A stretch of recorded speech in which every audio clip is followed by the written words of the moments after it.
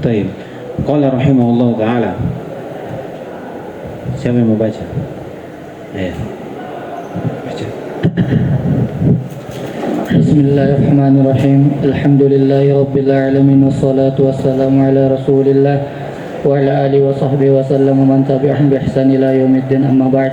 Qala muallif Asy-Syaikh Muhammad bin Shalih Al-Utsaimin rahimahullahu ta'ala, al-qa'idatu tsalitsatu sifatullah ta'ala tanqasimu ila qismain, tsubutiyyah wa salbiyyah. Fatsubutiyyatu ma atsbatahu Allah ta'ala linafsihi fi kitabi aw ala lisani rasulihi sallallahu alaihi wasallam, wa kulluha sifatu kamalin la naqsa fiha biwajhin min alwujuhi kal hayati wal ilmi wal qudrati wal istiwa'i ala al arsy wan nuzuli ila samai dunya wal wajhi wal yadaini wa nahwi dzalik. Fayajibu itsbatuha lillahi ta'ala haqiqatan ala al wajhi laiki bihi bidalil sam'i wal aqli. Kata beliau, al-qa'idatu tsalitsah, di pada bab sifat. Kata beliau, sifatullah ta'ala tanqasimu ila qismain, tsubutiyyah wa salbiyyah. Pembagian sifat Allah Subhanahu wa ta'ala jadi terbagi menjadi sifat tsubutiyyah, sifat salbiyah. Demikian pula akan datang nanti terbagi menjadi sifat dzatiyah, sifat fi'liyah. Ini pembagian yang datang setelah zaman sahabat radhiyallahu ta'ala anhum, zaman para tabi'in rahimahullah ta'ala. Mereka itu menetapkan sifat Allah Subhanahu wa ta'ala, dan ini asal dari akidah Ahlussunnah wal Jamaah, sebagaimana disebutkan oleh Ibnu Taimiyah rahimahullah, bagaimana pujian hamba kepada Allah Subhanahu wa ta'ala dengan penetapan sifat, penetapan sifat untuk Allah Subhanahu wa ta'ala tanpa disebutkan ada penafian. Maksudnya tidak membahas tentang sifat, apakah ini dikatakan sifat subutiyah, sifat salbiyah. Sekedar dikatakan bahwasanya Allah Subhanahu wa ta'ala memiliki sifat ilm. Allah Subhanahu wa ta'ala memiliki sifat hayat. Tapi tak kala muncul fitnah, karena ahlul bid'ah ada yang memuji Allah Subhanahu wa ta'ala dengan sifat salbiyah saja. Seperti itu akan dapati nanti Al-Mu'tazilah, dia banyak mensifati Allah Subhanahu wa ta'ala, disifati tidak mati, tidak bodoh, selainnya. Perhatikan. Jadi mereka ini mensifati tapi dengan jalan apa? Sifat penafian.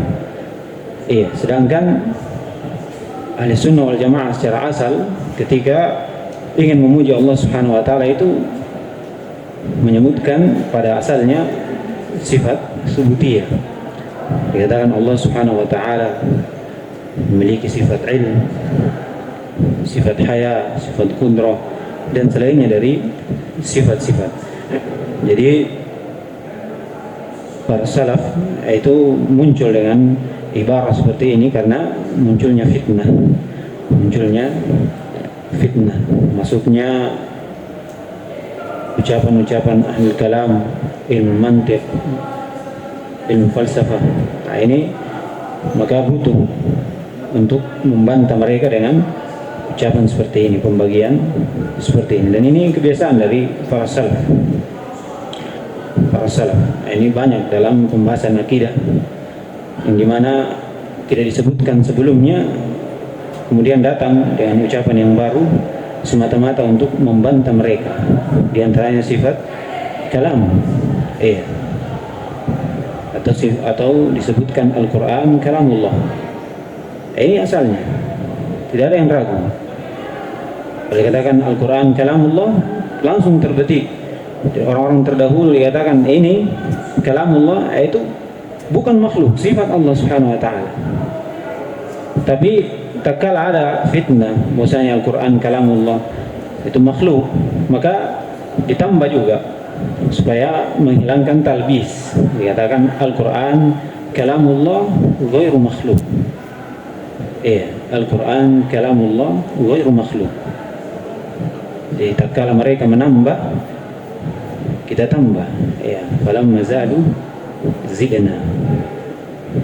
Ini pendahuluan dari pembahasan tentang kaidah yang ketiga, bahwasanya sifat Allah Subhanahu wa taala terbagi menjadi dua, subutiyah dan salbiyah. Akan dijelaskan apa itu subutiyah dan apa itu salbiyah. Kata beliau, fasubutiyah ma asbatahu Allah ta'ala li nafsihi fi kitabih atau ala lisan rasulih. Ini dhabitnya. Jadi subutiyah itu dikatakan apa yang Allah Subhanahu wa taala tetapkan untuk dirinya dalam Al-Quran dan apa yang ditetapkan oleh Rasulnya di dalam hadisnya. Jadi ini dikatakan sifat subutiyah, penetapan kita dari apa yang Allah Subhanahu wa taala tetapkan untuknya dengan penetapan tanpa ada tamtsil. Karena di sana ada orang yang menetapkan juga, tapi dia menyamakan dari sifat itu. Dia menyamakan dari sifat itu, menyamakan Allah Subhanahu wa taala dengan makhluknya. Dia menetapkan juga. Dia katakan Allah Subhanahu wa taala memiliki ilmu. Dia tetapkan Allah Subhanahu wa taala memiliki ilmu. Allah memiliki tangan. Dia tetapkan juga. Tapi lewat dari batasannya, dikatakan ilmu Allah sama dengan ilmu makhluk, kemudian tangan Allah sama dengan tangan makhluk. Jadi ini penetapannya bagaimana para salaf menetapkan itu, penetapan tanpa ada tamtsil, tanpa ada tamtsil. Kata beliau, wa kulluha sifatu kamalin la naqsu fiha biwajhin minal wujuh. Semua sifat yang Allah tetapkan untuk dirinya adalah sifat yang sempurna, tidak ada sedikit pun kekurangan padanya dari satu sisi, dari sisi-sisi yang lain. Seperti sifat haya, wal ilm, wal qudra, wal istiwa 'ala al-'arsy. Wan nuzul ila as-sama'i dunya, wal wajh, wal yadayn, wa nahwi dzalik. Ini semua sifat-sifat. Akan datang nanti pembagian dari sifat ini. Di sini sebutiannya sebagaimana akan datang bercampur antara sifat dzatiyah dan fi'liyah, sifat dzatiyah dan fi'liyah. Insyaallah ini setelahnya ini disebutkan. Kata beliau, fayajibu isbatuha lillahi ta'ala haqiqatan 'ala al-wajh. Jadi ditetapkan untuk Allah sifat ini secara hakikat, dengan makna yang benar yang Allah Subhanahu wa taala inginkan, ala wajhil laik, di atas sisi yang sesuai dengan kebesaran dan keagungan Allah Subhanahu wa taala. Dan penetapan ini dengan dalil as-sam' wal aql. Kita tetapkan karena adanya dalil yang memerintahkan kita untuk menetapkan, begitu pula akal juga mendorong kita untuk menetapkan sifat itu untuk Allah Subhanahu wa taala. ثم قال المؤلف رحمه الله تعالى أما السمع فمنه قوله تعالى يا أيها الذين آمنوا بالله ورسوله والكتاب الذي نزل على رسوله والكتاب الذي أنزل من قبل ومن يكفر بالله وملائكته وكتبه ورسله واليوم الآخر فقد ضل ضلالا بعيدا. Terus. فالإيمان بالله يتضمن الإيمان بصفاته والإيمان بالكتاب الذي نزل على رسوله يتضمن الإيمان بكل ما جاء فيه من صفات الله وقول محمد صلى الله عليه وسلم رسوله يتضمن الإيمان بكل ما أخبر به عن مرسله وهو الله عز وجل وأما العقل فلأن الله. Dalil yang pertama dalil sama. Kata beliau, faminhu qawluhu ta'ala ya ayyuhalladzina amanu aminu billah wa rasulihi wal kitabil ladzi nazzala ala rasulihi wal kitabil ladzi anzala min qabl. Kita diperintah untuk beriman kepada Allah Subhanahu wa taala, beriman kepada rasulnya dan beriman kepada kitab-kitabnya yang diturunkan kepada kita Rasulullah dan umat sebelumnya. Kata beliau, kemudian lanjutan ayat, wa may yakfur billah wa malaikatihi wa kutubihi wa rusulihi wal yaumil akhir faqad dhalla dhalalan ba'ida. Jadi kekufuran terhadap iman kepada Allah dan malaikat dan kitab-kitabnya Rasul ini adalah kesesatan yang sangat jauh, yang sangat jelas. Artinya kita diperintah untuk beriman dan dilarang untuk kufur terhadap keimanan itu. Iya.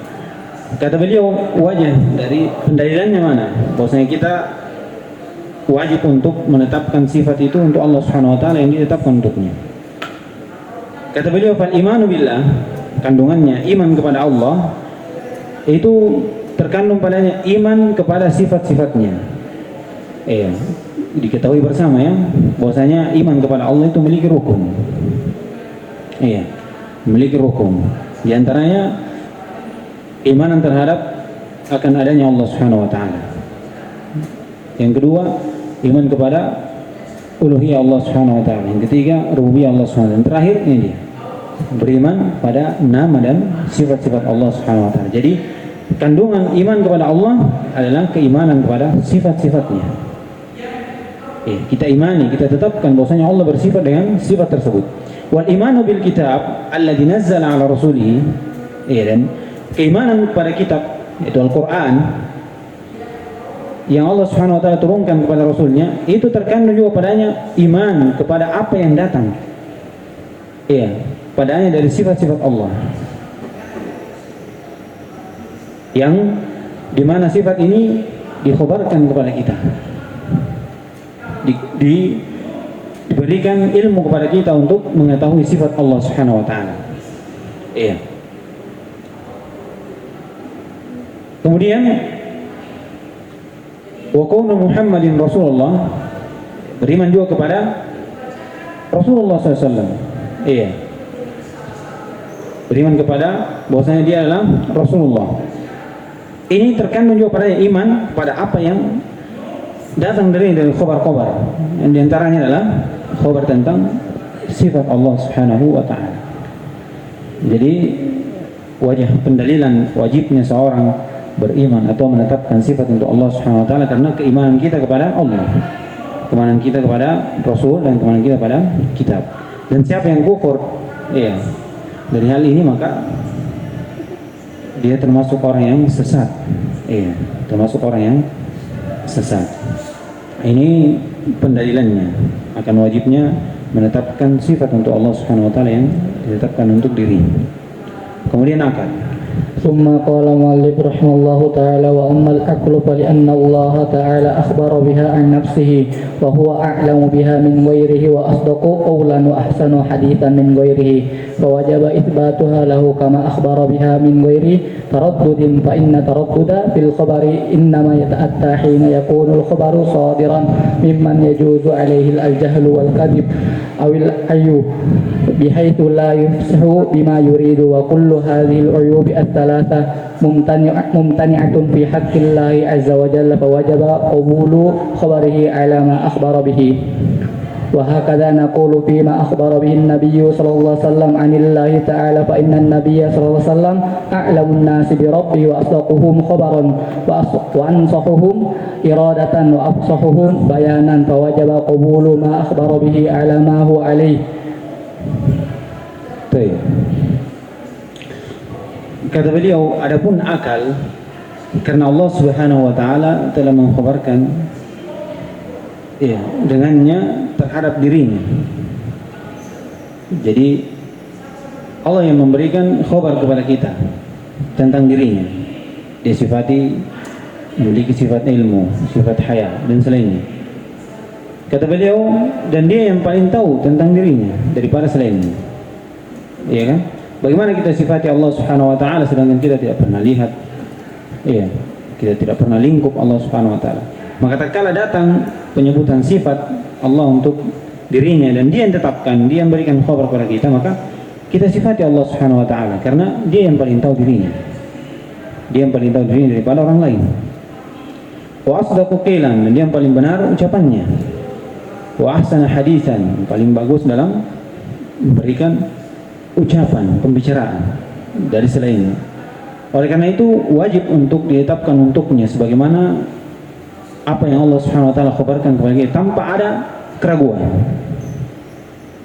Iya, secara pasti kita tetapkan Allah bersifat ilmu, bersifat haya. Kata beliau, fa inna taradduda fil khabar, karena keraguan pada khabar itu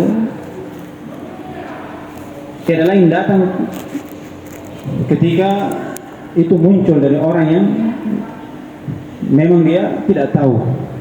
Kalau ada orang jahil memberikan khabar kepada kita, maka di situ baru kita ada keraguan untuk menetapkan sifat untuk Allah Subhanahu wa taala. Atau dia orang dikenal dengan pendusta.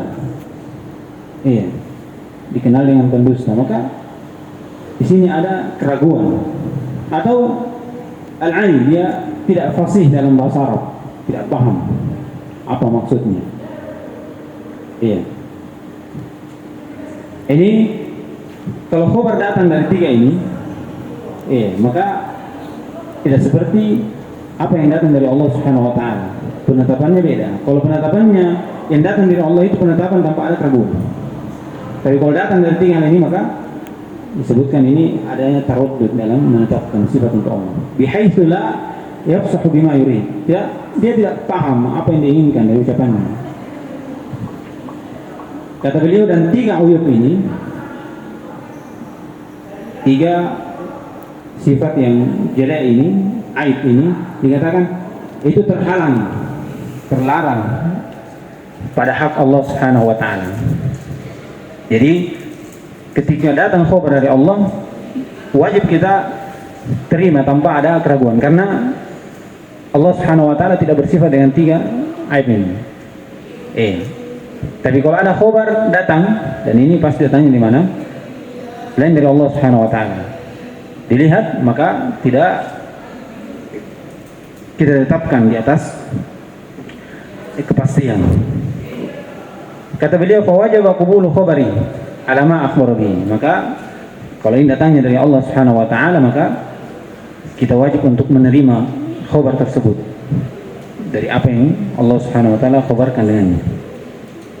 Demikian pula Rasulnya. Demikian pula Rasulnya.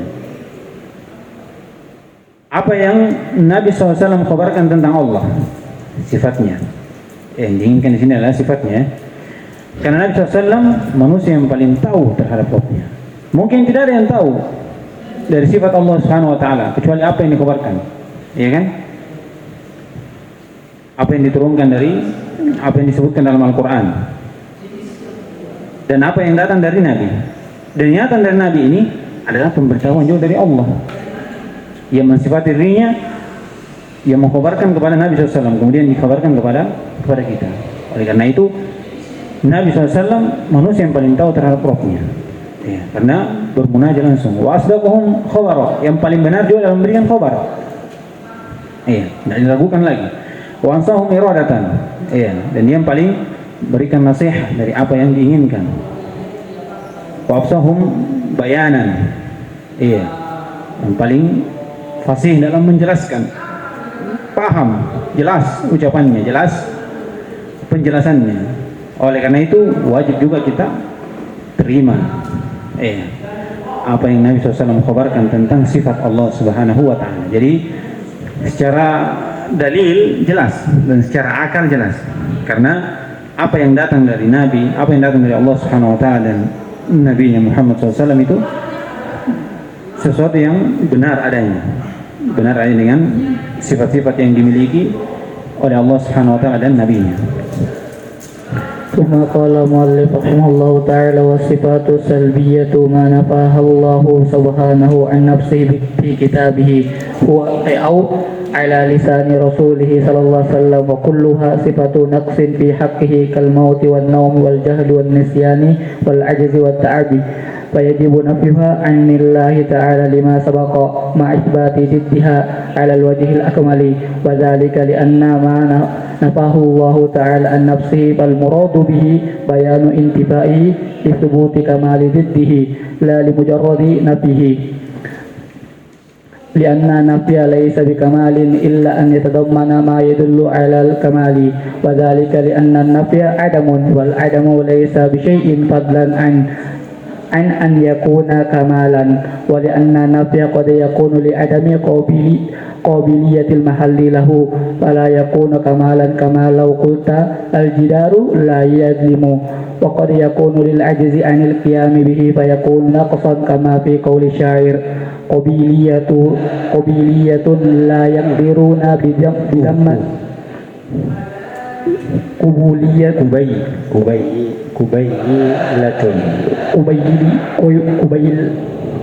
kubayyilatun la yaqdiruna bidhimmatin wa la yadlimuna an-nasa habbata khardal wa qawlil akhar lakinna qaumi wa in kanu zawi hasabin laysu min asy-syarri fi syai'in wa in hana. Sekarang membahas tentang sifat salbiyah. Salbiyah artinya manfiyah, sifat yang ternafikan. Kata beliau, pengertian dari sifat salbiyah atau manfiyah ini apa yang Allah Subhanahu wa taala nafikan dari dirinya pada kitabnya, atau apa yang dinafikan oleh Rasulullah SAW. Ini sifat manfiyah. Contoh dari sifat subutiyah dan manfiyah ini atau salbiyah akan datang nanti. Beliau cuma menjelaskan definisinya dulu dan pendalilannya. Wa kulluha sifatu naqsin fi haqqihi kal maut. Dan semuanya ini adalah sifat yang memiliki kekurangan pada hak Allah Subhanahu wa taala. Tidak ada kesempurnaan yang terlihat padanya. Seperti penafian Allah Subhanahu wa taala untuknya sifat maut, naum, jahl, nisyan, ajz, dan ta'ab. Ini semua Allah Subhanahu wa taala nafikan untuk dirinya. Maka kita juga nafikan untuk Allah Subhanahu wa taala. Dan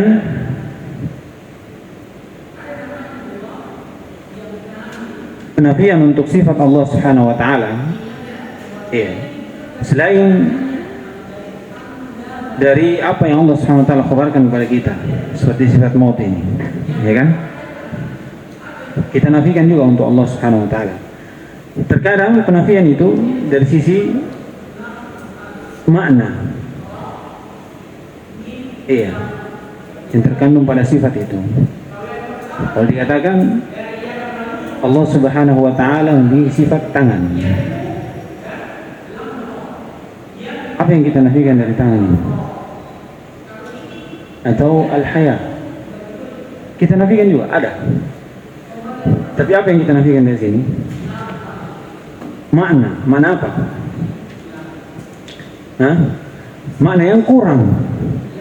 Kita nafikan. Karena ada di sana orang menafikan bukan makna yang dinafikan, tapi semuanya. Dikatakan tanzih bila ta'til. Ini ahli sunnah wal jamaah. Mereka mensucikan Allah tanpa menafikan dari sifat itu. Jadi katakan Allah Subhanahu wa taala memiliki sifat tangan. Ya kan? Kita sucikan Allah Subhanahu wa taala dari makna tangan ini yang dimana disangka orang-orang seperti tangan manusia. Kita nafikan dari situ. Jadi penafian ini sekedar menafikan makna yang kurang darinya. tanpa kita nafikan secara keseluruhan dari sifat tangan, seperti yang dilakukan oleh Mu'attil. Dia katakan Allah memiliki tangan. Iya, tangan. Kemudian dia katakan, oh, tangan Allah sama dengan tangan manusia. Kalau begitu Allah tidak memiliki tangan. Nah, itu mereka. Kalau kita tidak, kita tetapkan tangan. Iya. Apa yang kita sucikan, mana yang kurang darinya. Yang disangka orang-orang, tangan ini seperti tangan makhluk. Iya, tangan makhluk. Jadi penafiannya di mana? Di makna yang kurang saya dari apa yang disangka oleh ahlul bid'ah. Tanpa kita nafikan sifat tangan itu. Iya, tanpa kita nafikan dari sifat tangan itu. Jadi lengkap sudah, ya kan? Isbat bila tanzih, wa tanzih bila ta'til. Jadi kita sucikan Allah tanpa kita nafikan sifat itu. Tanpa kita nafikan sifat itu. Inilah ahli sunnah. Akan datang nanti dari sifat yang memang nasnya Allah Subhanahu wa taala nafikan. Iya. Ini tidak sekedar menafikan secara murni. Ahli sunnah wal jamaah penafiannya detail. Iya. Dia tidak sekedar Allah tidak mati, Allah tidak lupa. Tidak. Tapi penafian yang diinginkan sebagaimana akan datang disebutkan, di sini musannif dia sebutkan ya setelahnya. Kata beliau, fayajibu nafyuha. Perhatikan. Jadi kalau Allah nafikan untuk dirinya, kita wajib untuk menafikan juga dari Allah Subhanahu wa taala. Tapi ma'isbat riddiha ala wajhil akmal. Tapi ditetapkan lawannya dari sifat itu di atas wajah yang sempurna. Wajah yang sempurna untuk Allah Subhanahu wa taala. Jadi kalau dinafikan sifat al-maut, yang diinginkan apa? Iya, menunjukkan apa? Kalau Allah nafikan sifat maut, menunjukkan apa? Kesempurnaan sifat hidup Allah Subhanahu wa taala. Begitu pula apa? Naum. Iya, ini sama. Kemudian jahal. Allah nafikan untuknya, untuk dirinya. Apa yang kita inginkan? Iya. Menetapkan kesempurnaan ilmu Allah Subhanahu wa taala. Iya. Baik, dan selainnya, nisyan al-ajiz wal ta'ab. Kata beliau, wadhalika li'anna ma nafahu Allah taala nafsihi. Karena apa yang Allah Subhanahu wa taala nafikan untuk dirinya, yang diinginkan adalah menjelaskan dari penafian itu penetapan kesempurnaan lawannya. La li mujarrad nafihi, bukan sekedar menafikan. Istilahnya apa? Nafil mahdh. Kesempurnaan yang atau penafian yang murni. Tidak ada faedahnya. Tidak ada faedahnya. Ini kalau penafian murni, ini makhluk. Ini makhluk. Akan datang nanti. Lianna, kata beliau, alasannya, lianna naf laisa bikamal. Karena kalau orang sesuatu dinafikan itu berarti dia tidak sempurna, ya kan? Jelas. Kalau ada yang dinafikan darinya berarti dia tidak sempurna. Kecuali ada pengecualiannya. Illa ayatadawma ma yadullu ala kamal. Kecuali kalau terkandung pada apa yang dinafikan itu menunjukkan terhadap kesempurnaan lawannya. Seperti yang Allah Subhanahu wa taala inginkan ketika Allah nafikan untuk dirinya sifat. Demikian pula, sekarang alasan yang kedua, wadzalika li'anna nafil adam. Karena penafian itu sesuatu yang tidak ada. Sesuatu yang tidak terlihat, tidak ada. Tidak ada. Wal adam laisa bisyai, dan sesuatu yang tidak ada itu tidak ada apa-apanya. Sesuatu yang tidak terlihat tidak ada apa-apanya. Ya kan? Fadlan an yakuna kamal. Bagaimana lagi kalau dikatakan ini sempurna? Ini sempurna. Jadi sifat tidak ada itu sesuatu yang tidak ada apa-apanya. Bagaimana lagi kalau dikatakan ini sempurna? Bagaimana caranya sempurna? Biasanya tidak ada. Kemudian alasan lain. Jadi kalau penafian, sekedar penafian itu tidak ada apa-apanya. Tapi kalau penafian mengandung kesempurnaan lawannya, maka ini dikatakan apa? Penafian yang baru memiliki faedah.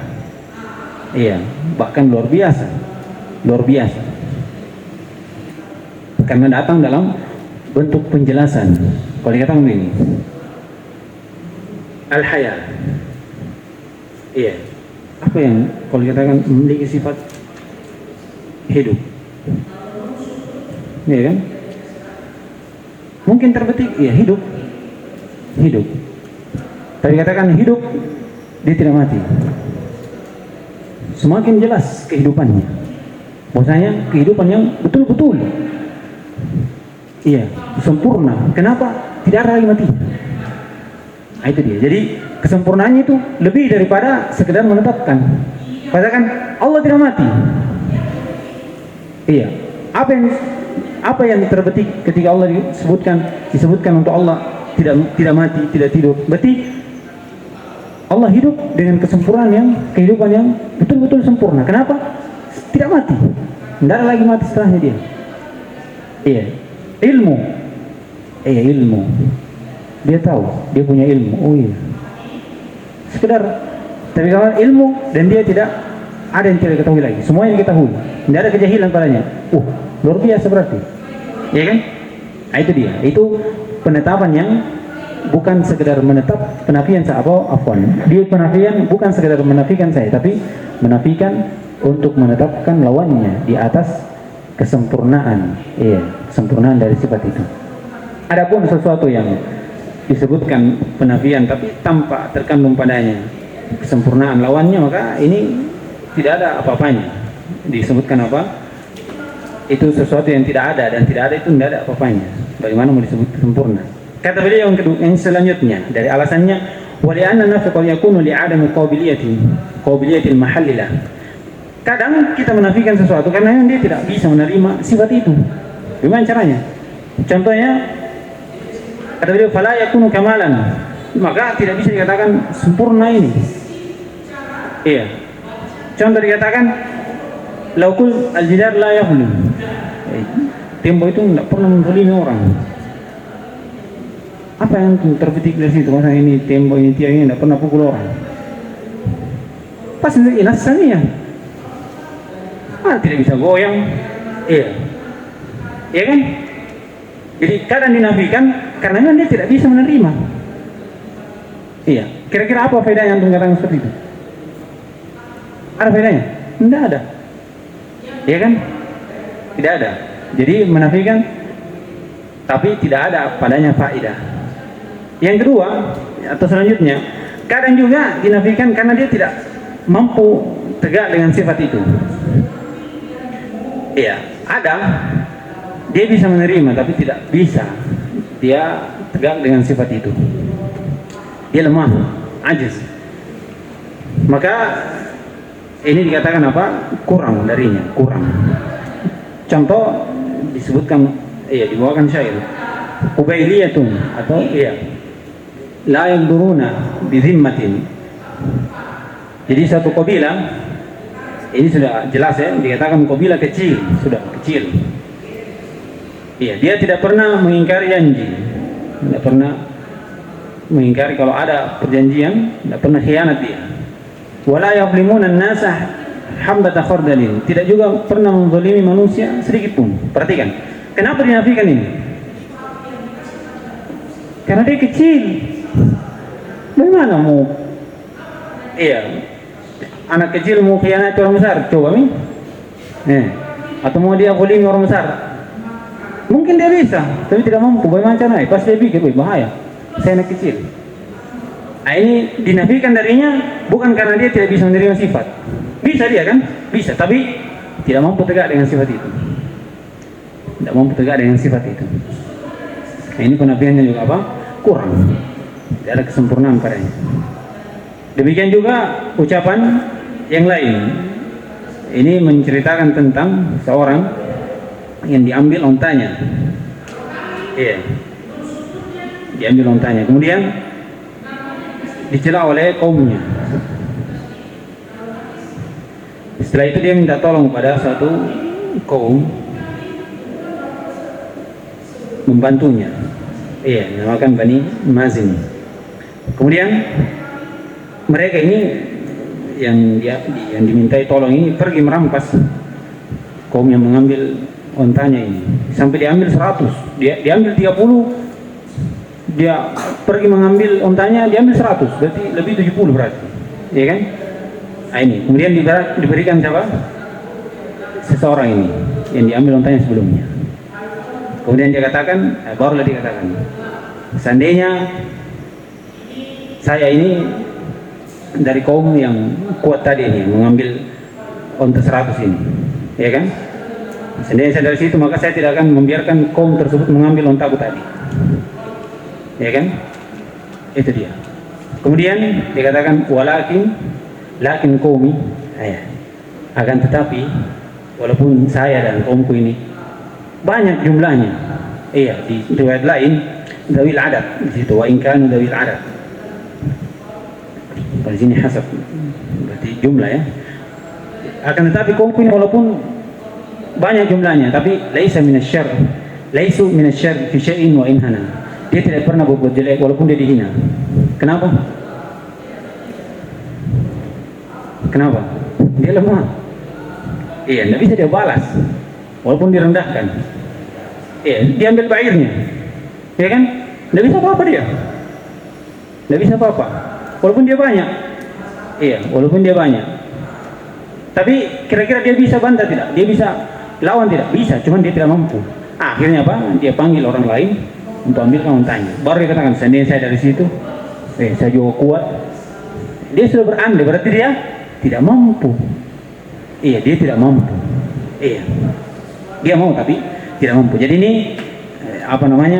contoh ya dibawakan oleh syair. Jadi kadang penafian itu karena memang tidak menerima sifat itu, atau dia bisa menerima tapi tidak mampu saja. Adapun Allah Subhanahu wa taala nafikan untuk apa? Karena kesempurnaan sifat yang terkandung dari lawan yang dinafikan itu. Iya. Jelas ya? Sekarang masuk contoh, selesai sudah. Jadi kesimpulannya sifat subutiyah apa yang Allah Subhanahu wa taala tetapkan untuk dirinya, kita tetapkan juga tanpa ada tamtsil. Jelas?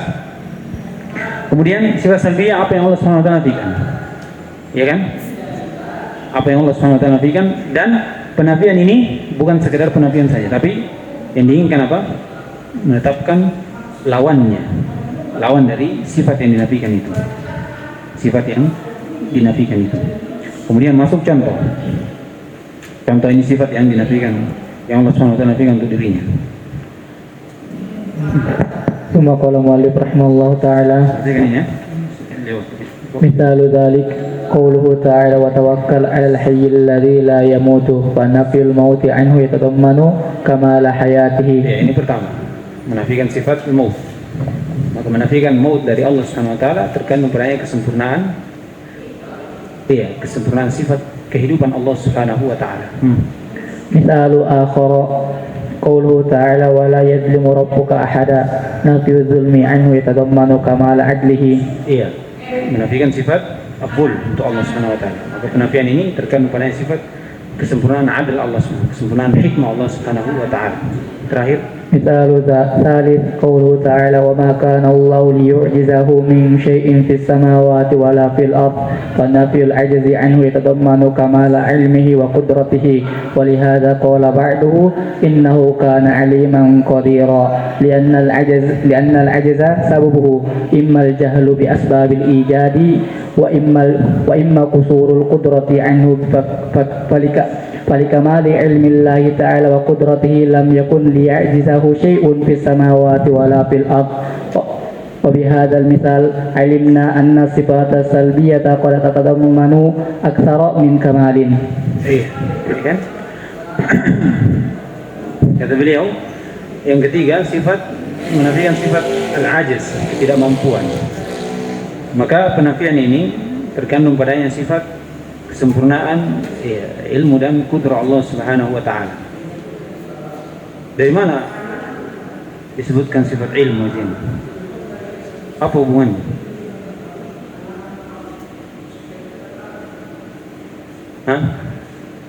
Lawan dari sifat ajiz kudrah. Kalau ilmu ini apa namanya? Iya, lawan sih. Sudah berlalu kemarin. Makanya disebutkan di akhir, lihat di akhir. Ya kan? Wa bihada misal alimna. Misal ini, di contoh ini kita katakan sifat salbiyah kadang terkandung lebih daripada sifat kesempurnaan. Bahkan lebih daripada satu sifat. Ya kan? Iya, dengan dalil apa? At-talazum. Dalil at-talazum. Dalilnya ada. Ini setelahnya. Walihada qala ba'dahu innahu kana 'aliman qadira. Ini juga dalil yang menunjukkan bahwasanya penafian yang diinginkan Allah Subhanahu wa taala dari sifat yang Allah Subhanahu wa taala nafikan dulunya, yang diinginkan adalah penetapan lawannya. Tak kala dinafikan ajaz, ditetapkan lawannya apa itu? Qadira. Bahkan digandengkan dengan sifat ilm. Iya, sifat ilm. Kata beliau, disebutkan alasannya. Jadi ketidakmampuan itu kadang karena dia jahil. Iya, karena dia jahil. Atau dia tidak mampu. Iya, kurang kemampuannya. Maka kesempurnaan ilmu Allah, iya, dan kemampuan Allah Subhanahu wa taala itu tidak bisa Allah Subhanahu wa taala diberikan ketidakmampuan dari siapa yang berada di langit dan di bumi. Jadi, Masya Allah ya, faedah yang sangat luar biasa dari musannif rahimahullah. Jadi tidak sekedar menafikan, tapi dari penafian itu terkandung padanya sifat kesempurnaan, bahkan lebih daripada satu sifat. Lebih daripada satu sifat, yang dimana ini diambil dari dalil at-talazum. Dalil at-talazum. Baik.